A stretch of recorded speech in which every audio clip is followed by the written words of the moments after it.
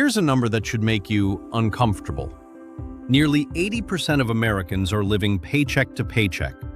That means if your car breaks down tomorrow, or your landlord raises the rent, or you get hit with a surprise medical bill, you're in trouble. And look, if that's you right now, I'm not here to judge.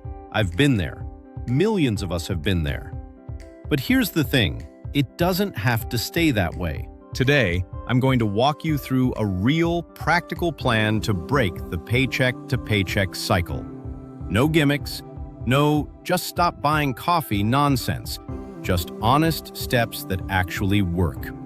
Let's get into it. Step 1.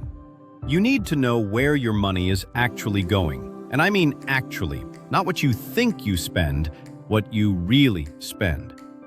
Pull up your bank statements from the last 3 months and go through every single transaction.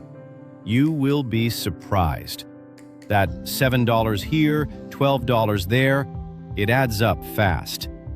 There are free apps like Mint, YNAB, or even just a simple spreadsheet. The point isn't to feel guilty. The point is awareness. You can't fix what you can't see. Think of it like stepping on a scale.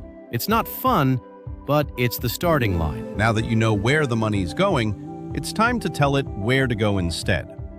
A popular framework is the 50-30-20 rule. 50% of your take-home pay goes to needs: rent, groceries, utilities, insurance. 30% goes to wants: dining out, entertainment, subscriptions. And 20% goes to savings and debt payoff. Now, if you're living paycheck to paycheck, that 20% might feel impossible right now. That's okay. Start with 5%. Start with 2%. The exact number matters less than the habit. The goal is to create a system where every dollar has a job. When you give your money a purpose, it stops disappearing on you. Before you tackle debt, before you start investing, you need a small financial cushion. And I'm not talking about 6 months of expenses. That comes later. Right now, your goal is $1,000. That's it. Why $1,000? Because that covers most of life's little emergencies: a flat tire, an urgent care visit, a broken appliance. Without this buffer, every surprise becomes a crisis, and you end up on a credit card or borrowing money, which puts you further behind. Stash it in a separate savings account so you're not tempted to touch it. This is your break glass in case of emergency fund. Protect it. All right, time for some honest trimming. Go through your subscriptions. How many streaming services are you paying for? Do you really use that gym membership? What about that app you signed up for 6 months ago and forgot about? The average American spends over $200 a month on subscriptions they barely use. That's $2,400 a year. Cancel what you don't need. Negotiate your phone bill, your internet bill, your insurance. Call and ask for a better rate. You'd be amazed how often it works. And no, this isn't about living like a monk. It's about being intentional. Keep the things that genuinely make your life better. Cut the stuff that's just draining your account on autopilot. Cutting expenses is powerful, but there's a limit to how much you can cut. There's no limit to how much you can earn. So let's talk about the other side of the equation.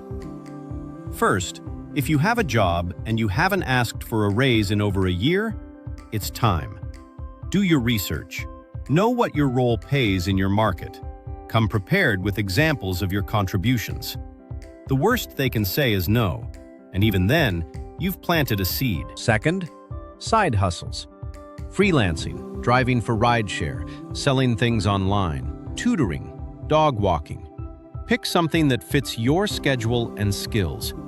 Even an extra $300 to $500 a month can be transformative when you're trying to build momentum. Third, invest in yourself. Take a free online course. Learn a skill that's in demand. Sometimes the biggest pay raise comes from making yourself more valuable in the job market. That is the anchor that keeps you stuck. And high-interest debt, credit cards especially, is the worst offender. If you're paying 18, 20, 25% interest, your money is working against you every single month. There are two popular strategies. The debt avalanche. You pay minimums on everything and throw extra money at the highest interest rate first. Mathematically, this saves you the most money. Then there's the debt snowball. You pay off the smallest balance first, regardless of interest rate, to build momentum and motivation. Honestly, both work. Pick the one that keeps you going.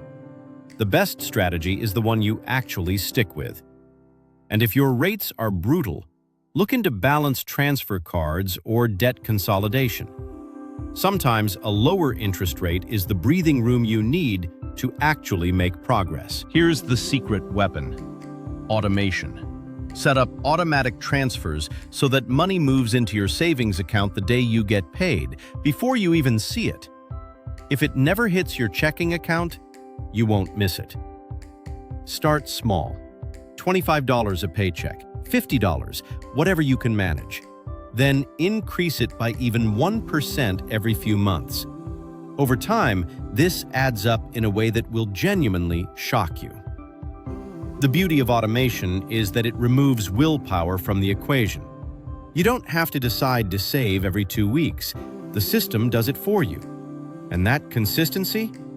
That's what builds wealth. Look, I want to be real with you. Breaking the paycheck to paycheck cycle doesn't happen overnight. There will be setbacks. There will be months where an unexpected expense wipes out your progress. That's normal. That's life. But every small step you take, every subscription you cancel, every dollar you save, every extra payment on your debt, it compounds. Not just financially, but mentally. You start to feel in control.